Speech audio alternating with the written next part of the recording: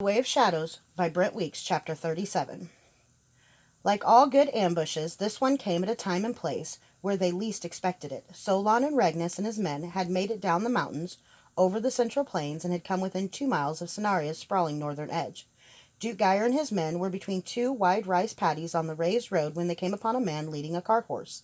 Several peasants were working in the paddies, but they were dressed simply, trouser legs rolled up to their knees, obviously devoid of armor or weapons. The carter pulled his old horse to the side, looking at the men in armor intently.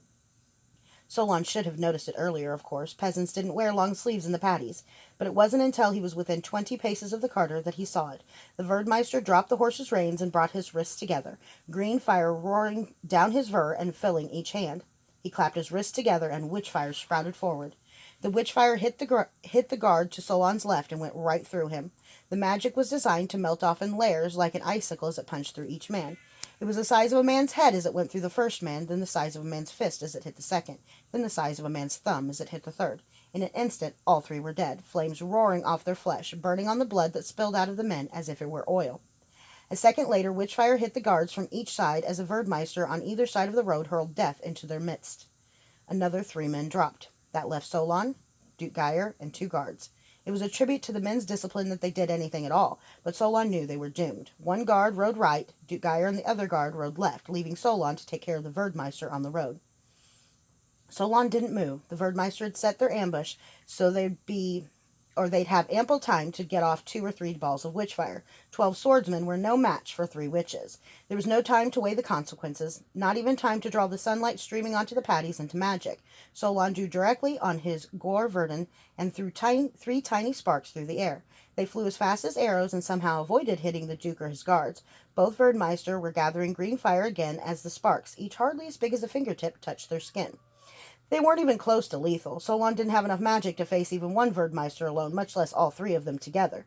But the sparks shocked them. A small shock, but enough to tense their muscles for a second and totally break their concentration. Before they could gather their wits, 3 swords descended with all the force of 3 galloping horses and 3 battle-hardened arms, and the 2 witches on either side of the road died.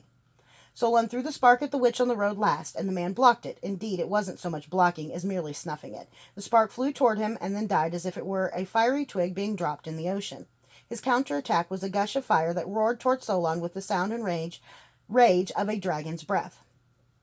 There was no blocking it. Solon flung himself from the saddle and threw another spark as he fell on the ground and rolled off the road.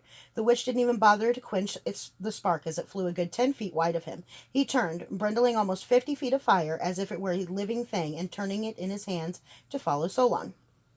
The spark hit the cart horse's flank. The old beast was already terrified by the blood, the sounds, and the flash of unnatural fire. It jerked against the cart, and then reared and lashed out with its hooves.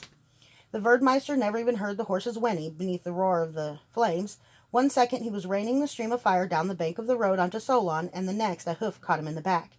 He dropped on all 4s, not knowing anything but that something was terribly wrong. He gasped and turned to see the horse regain its balance. Then horse and cart ran right over the man, crushing him into the road. Solon pulled himself out of the water and mud of the rice paddy as the cart horse ran, as it must not have run in 10 years. His own horse was dead, of course, its skull a smoking ruin, and the smell of burnt hair and cooked meat mingling over its half-ruined corpse. The witchfire was barely smoldering on the bodies of the dead guards now. Even as he watched, it guttered out. Witchfire spread horribly fast, but only lasted about 10 seconds. 10 seconds? Has it only been that long? The sound of hooves brought Solon back into reality. He looked up at Duke Geyer, whose face was still and hard. "You're a mage," the Duke said. "Yes, my lord," Solon said heavily. The lines were written now by Solon's silence. The Duke had no choice. Confronted with such a surprise, a more clever man would have pretended to have known Solon was a mage all along. Then he could have decided what to do with him later. Duke Geyer was too straightforward for that. It was his strength and his weakness. "And you've been reporting on me to other mages?" Only to friends, my lord." It was weak, and it made him sound weak to say it. Solon knew, but he couldn't imagine that it could all disappear like this. Surely his friendship with Regnus, surely 10 years of service were worth more than that. "No, Solon," Duke Geyer said. "Loyal vassals don't spy on their lords. You've saved my life this day, but you betrayed me for years." "How could you?"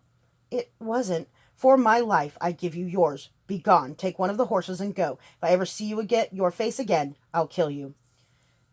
"Stay with him," Dorian had said. "His life depends on it. A kingdom depends on it." By your word or silence, a brother king lies dead.